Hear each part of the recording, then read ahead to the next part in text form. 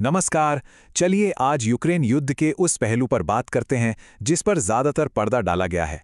ये कहानी है उत्तर कोरिया की और युद्ध में उसकी खुफिया भागीदारी की। तो इस कहानी को समझने के लिए सबसे पहले हमें प्योंगयांग की ऑफिशियल कहानी सुननी होगी, वो तस्वीर जो वो दुनिया को दिखा रहे हैं। तो ये कहानी शुरू होती है पिछले ही हफ्ते, जब उत्तर कोरिया की राजधानी में एक बहुत बड़ा भव्य समारोह हुआ। वहां के नेता किम जोंग उन खुद 528वीं इंजीनियरिंग रेजिमेंट के स्वागत के लिए मौजूद थे।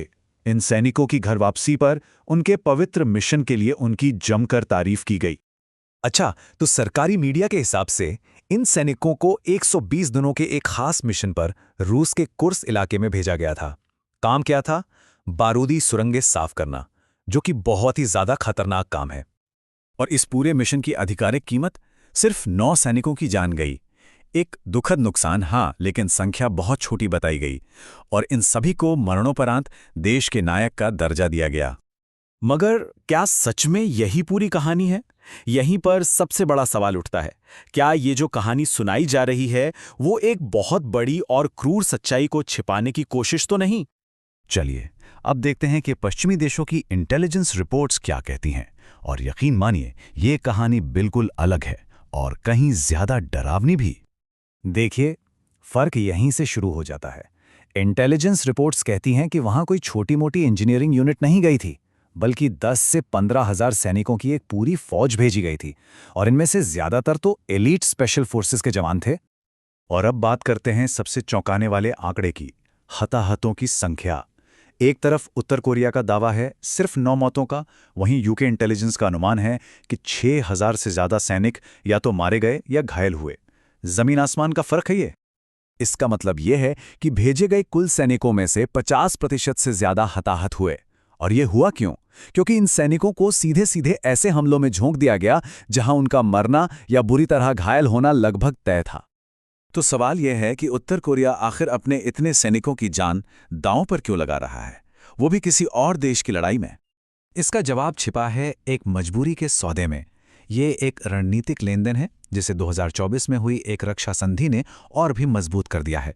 रूस को लड़ने के लिए सैनिक और लाखों की संख्या में तोप के गोले मिल रहे हैं, और बदले में उत्तर कोरिया को मिल रही है एडवांस मिलिट्री टेक्नोलॉजी, पैसा, खाना और तेल। रूस को उत्तर कोरिया की कितनी जरूरत है इसका अंदाजा इस बात से लगाइए। यूक्रेन की खुफिया एजेंसी का मानना है कि आज रूस युद्ध में जितने भी तोपखाने के गोले इस्तेमाल कर रहा है, उनमें से आधे, मतलब हर 2 में से 1 गोला उत्तर कोरिया से आ रहा है। और बदले में उत्तर कोरिया को क्या मिल रहा है? एक मजबूत आर्थिक लाइफलाइन। सारे अंतर्राष्ट्रीय प्रतिबंधों के बावजूद इसी सौदे के दम पर उत्तर कोरिया ने पिछले 8 सालों में अपनी सबसे तेज आर्थिक तरक्की हासिल की है। तो इस पूरी कहानी का असर सिर्फ यूक्रेन तक ही नहीं है। ये जो साझेदारी बन रही है, इसका खतरा अब पूरी दुनिया पर मंडरा रहा है। देखिए ये सौदा कितना खतरनाक है। रूस को युद्ध के मैदान में फौरी तौर पर मदद मिल रही है, लेकिन इसके बदले में वो उत्तर कोरिया को वो एडवांस टेक्नोलॉजी दे रहा है जो पूरी दुनिया में बैन है। और ये टेक्नोलॉजी सीधे सीधी उत्तर कोरिया के न्यूक्लियर और मिसाइल प्रोग्राम को और खतरनाक बना रही है। और ये कोई छोटी मोटी टेक्नोलॉजी नहीं है। बात हो रही है मिलिट्री सैटेलाइट्स की, आईसीबीएम्स को और बेहतर बनाने की तकनीक की, और यहाँ तक कि न्यूक्लियर सबमरीन बनाने की एक्सपर्टीज की भी।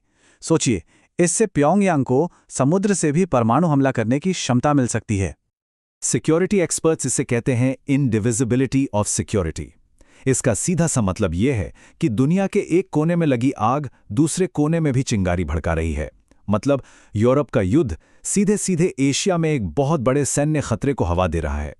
तो आखिर में सवाल यही बचता है कि इस साझेदारी ने एक बहुत खतरनाक मिसाल कायम कर दी है।